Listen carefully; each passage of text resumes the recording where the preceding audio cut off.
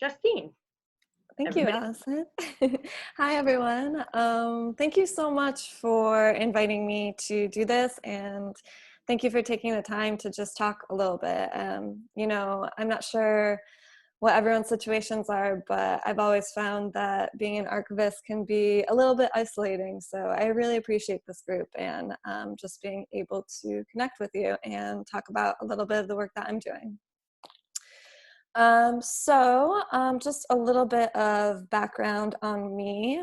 I come from a fine arts background, specifically photography and documentary photography and photojournalism, and I got into the archives profession that way. I decided to go into photo preservation, really, and went down the path of getting my MLIS. And, I don't know how you guys feel, but I feel like it's brought me to places I didn't really think that I would be going to.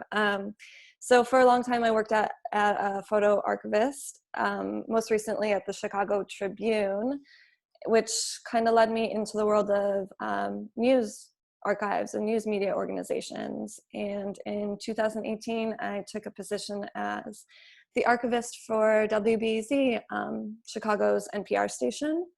And it has been a whirlwind for sure. Pretty big learning curve. I've always loved radio, but I never really saw myself working in it.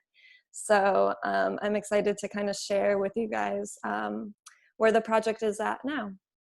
So with that, I have a couple of slides to show you and some other documents to share with you as well. So I'm going to share my screen.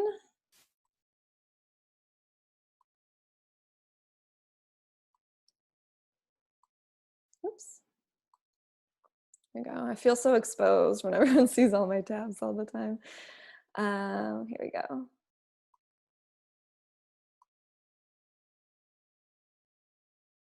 Okay, can you guys see this okay? Hope so.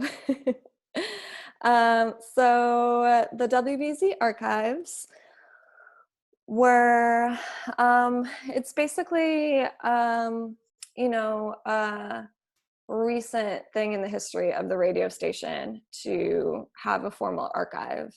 Audio has been saved or hasn't been saved since the beginning of us playing stuff on the airwaves, but it's pretty new that we are thinking about preserving that legacy. And that's pretty specific what we are doing and what we're not doing. So we're really thinking about the content that is created, broadcast, and published by the station. Oops. And the time period, even though there's stuff before 1985, the project that I've worked with, kind of the core of this iteration of our archives, really starts in like the mid 80s to about 2007. And that is what was stored in a closet at the station, just physical recordings, copies of what was on the airwaves. So it's air checks, it's talk shows, it's newscast, some raw audio and special programming, more than anything else. And it really came in a variety of analog media: reels, DAT tapes, CDs, mini discs, lots of cassettes. Anything that you can think of that audio was produced on in that time was what we had. And a big question that I get is, are our archives public? And at this time, it is not. It's for internal use only. And the primary user group is the journalists in the newsroom, to give them research tools and also to be working to rebroadcast that material and give context to the storytelling that we're doing. So even though the station went on, some of the first recordings that we have are in the late 1940s, early 1950s. But at that time, WBZ was the station for the Chicago Board of Education. It wasn't until it became an NPR member that we really started producing different original programming.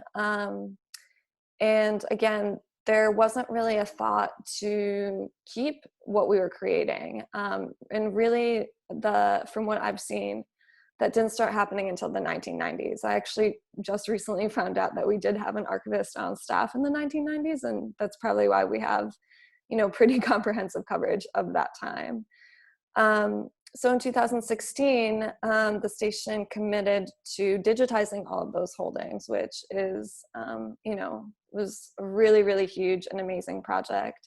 News organizations really, from my experience and what I've seen, don't put a lot of their resources into archiving or preservation. So I think it's a really unique and radical move that they decided to spend a lot of money and get funding to do this. So part of that is basically what we call the archives closet. And I should say I came on in 2018, so this initial work of getting mostly everything digitized through a vendor happened with my predecessor, Kristen Reed, who did just a fantastic job of really setting up the framework to make this happen. But it's the core of what I consider our archival collections is really these 13,000 plus pieces of audio from all these different formats, and getting them digitized to, archival standards and making sure that they're accessible to staff. So that's just a little bit of background, and I have some images of basically what Kristen was able to send me of what this room kind of looked like when she first got into it. And it was really just audio engineers, producers, newsroom throwing CDs and media in there. And a lot of it looked like this, which really fills me with fear and a lot of anxiety. But I think we have come a really far way from this and are have been able to put it into a digital asset management system that, works for the most part, for sure. So you can see on the right, this photo is after this material had been organized and given ID numbers and just kind of, a bit more order placed into it. So just to give like a bit of a broader context, this is a chart that I made earlier this year for kind of trying to explain to the organization of what we're actually preserving by in the archives at this time. So what we really did was we only focused on our legacy archives, everything that was in the archives closet, with, once in a while, older staff would, or ex-staff, former employees would give us some audio that they had saved on their own. We were able to include that into this version of the archives, or this part of the archives really. But when we take a look at all of the audio and all of the content that the organization is creating now, it's a really small part of it that we've just kind of been able to start making sure is preserved, or on the pathway to being preserved really well and accessible to us. The marker in time, that is quite loose, but the station went digital in 2007. So that's why I always give that as a time period. So anything created after 2007 is in various states of being able to be found or not being able to be found. Not a lot of metadata there. So that's kind of the next phase of what we're getting into. So from here, I'm gonna start, just go directly to our DAM, which we use collective access. I know there are several organizations in Chicago that use collective access. And it is what was decided. This existed before I started. So, I have a lot of love for it and a lot of hate for it sometimes. But it does the job, I think. It's really collective access. For those of you who aren't familiar with it, it's an open source tool that is really has its strength in complex cataloging. And it really does a beautiful job of that for us in trying to create the metadata schemas and the standards that we're trying to describe our material by. So what you're seeing now on my screen is, this is my admin view. So it's definitely quite a bit different than what every researcher sees. They have a much more pared down version of this, but I'll do my best to just kind of take you guys through how I instruct people to really kind of dive into it.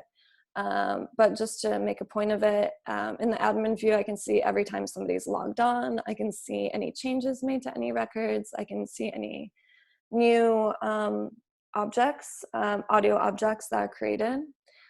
So this gives me automatically like a lot of, it's a pretty good dashboard. And I should also say what's really important here is that if you're familiar with collective access, the way that works, it's kind of a two-part system.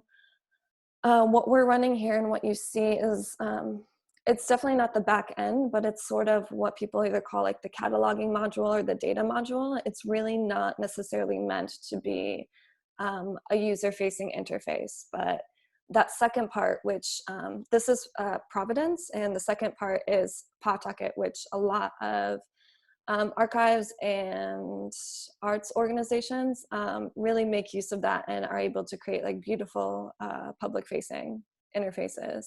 But we're just running this other part of it at this time for reasons that I can get into later or at another time. So basically, once we are at the home page, I like to instruct people to go to what I consider the true homepage of collective access, which you get through intellectual content in the browse. And this is basically what I call a main menu. And you can navigate through all of our shows that we have archived.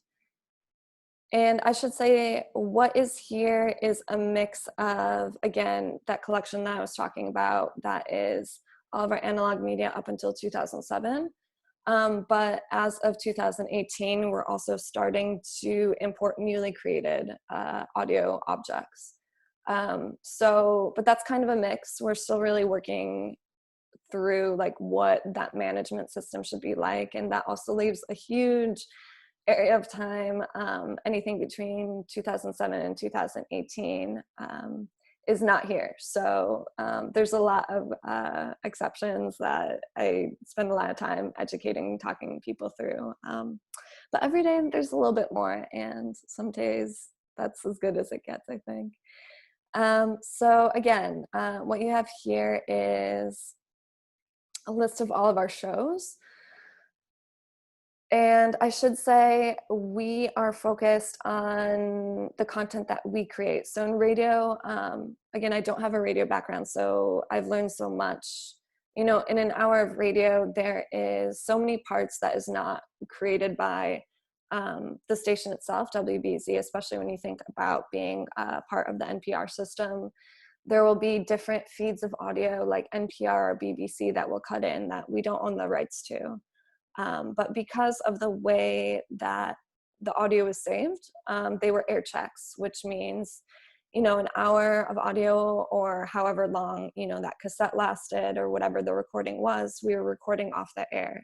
So in that one piece of audio, you'll have content that belongs to us, content that belongs to the BBC. There's music that we don't have the rights over. So in this one audio file, there's a lot of challenges to making it publicly accessible. The one way to really do that is obviously to cut the audio that belongs to us out, but we're not there yet. We're really focused on just preserving the audio itself in full. And, you know, that's an obvious next step. And I edit audio as needed, and I work with other people who need to do that for that reason as well.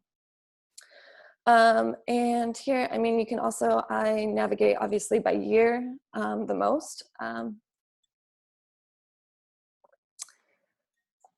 Oftentimes I get requests, you know, for not necessarily the content that is here. What is in our archives is absolutely not a one-to-one representation of everything we've ever made. It really, the focus has always been on our flagship talk shows and magazine shows, and making sure that that content is preserved. Whereas news coverage,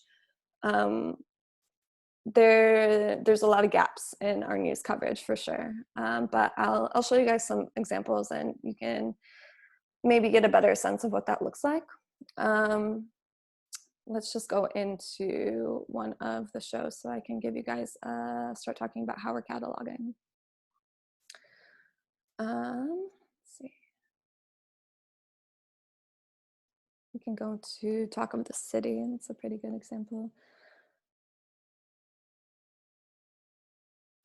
So I have been lucky. For the past year or year and a half or so, I've had a really, really fantastic team of archives assistants and who are working on cataloging all of this material. And for the most part, how we were approaching that is listening to everything and writing it down. We have worked with transcripts a little bit in the past, but sorry, just one second. I live by the train and it's a little bit loud sometimes. You know, if you were at the previous DAM session with the Media Burn Archive, Sarah talked quite a bit about how transcripts, you know, for audio and time-based material don't always make the most sense, because it's really, you can save a lot of time with a human summarizing something and really just kind of getting to the point and really identifying keywords and identifying what something is. So the structure of our cataloging is really based on close listening, and also taking advantage of the format of a magazine show. You know that there's going to be a few different segments over the course of one piece of audio, so you can kind of skip ahead on once you understand the format of the show. So if you're a researcher, which is anyone in our newsroom at this time, what you would actually see is this summary page, which we identify every speaker, segment titles, every guest, subjects, as well as here you would get immediately links to the audio itself, which we host our audio not in collective access. That's not what collective access is built for. It's really just about cataloging, but our audio is hosted on AWS. So it will link to our AWS system and you can download from there and stream it from there. Also, we have made a point of, if it comes from a physical recording, if it's not born digital, obviously having those object records of what the original format was is really important, because, you know, there's a big difference if something was recorded on a cassette, as you see here, it'll be side 1 and side 2, versus something that was maybe a CD versus a reel, and kind of understanding the format where the digital recording came from is hugely important. And I find that collective access does a really good job of allowing you to kind of work with all that information together and have it linked. So I'm going to just take you through an example of other resources that we use for cataloging. And I wanted to navigate through the system itself, but I'm just going to put in the ID numbers because I think that is going to be the easiest, just based on our time.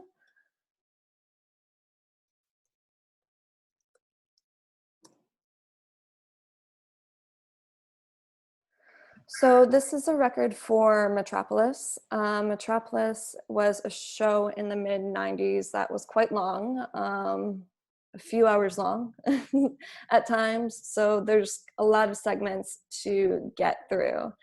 You know, given that our time period of what we have saved in our archives is not very long, it's really hard to do something like a day in history, right? We really don't have comprehensive archives until the 1990s. But we do have some stuff from before that, and a lot of ways that I find material that is from a different time period is anniversary shows. So you can see that this Metropolis was for January 27th, 1996, but it was the anniversary of the Challenger explosion. So what we have in this piece of audio is a 1985 interview with someone from our staff interviewing Krista McAuliffe before she went into space.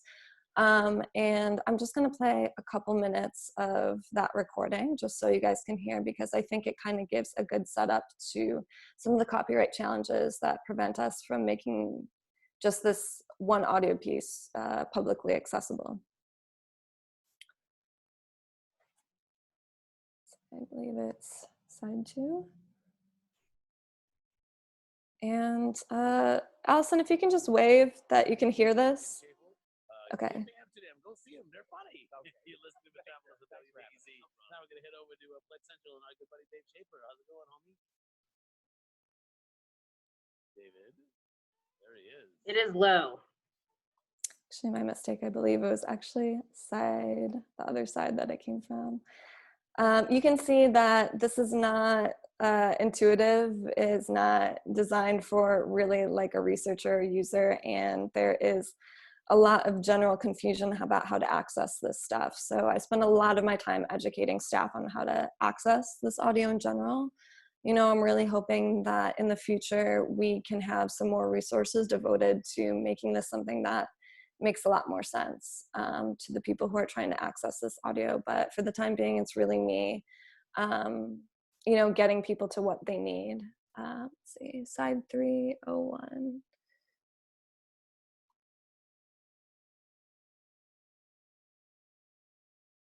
There we go.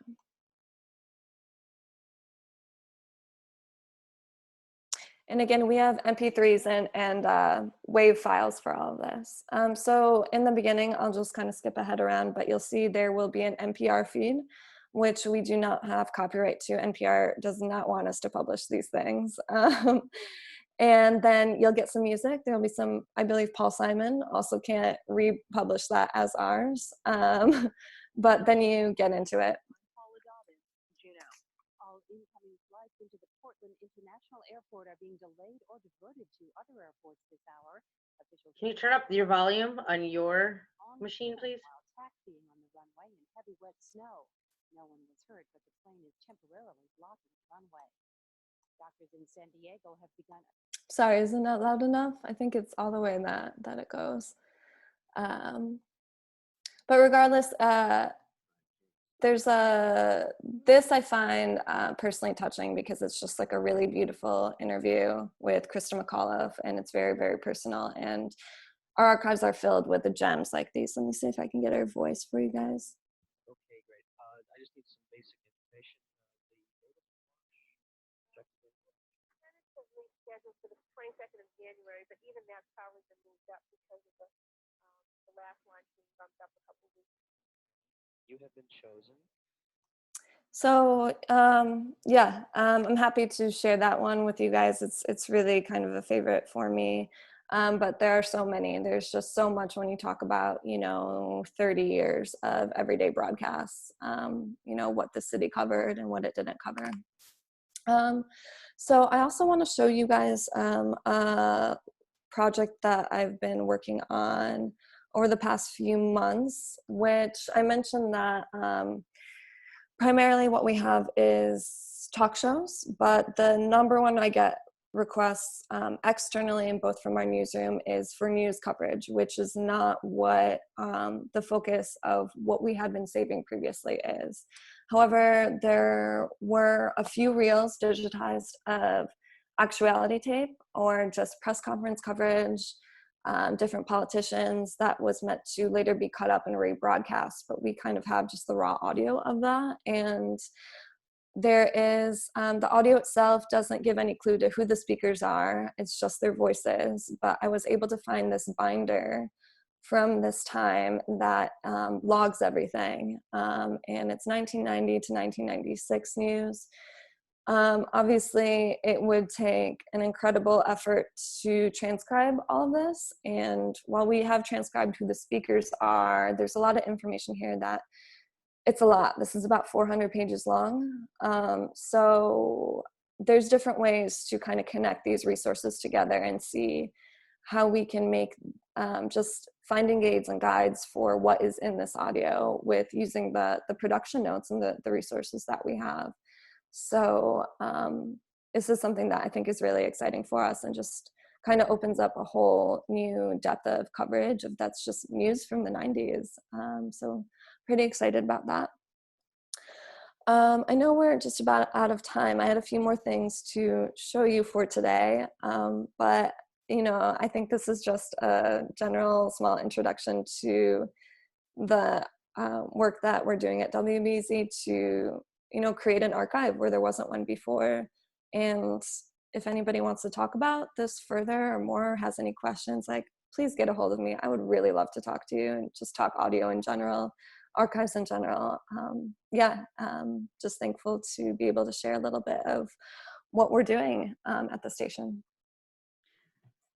Well, thank you so much, Justine. I know you've got to run. We definitely appreciate your time and your effort and your presentation. That was really great. Apologies for those who had problems jumping on. I know that everyone's changing to switching to two-factor authentication. We're going to try and figure that out for the next one. But again, if you have any questions, I'll leave this open for a little bit so you can always throw them in the chat. If not, again, hit her up on the CAA Slack. It'll be nice to see some action there. And yeah, Justine, thank you again, and good luck. And we'll talk in the next couple of days. Okay, thank you so much. Thanks, welcome. everyone. Enjoy your days.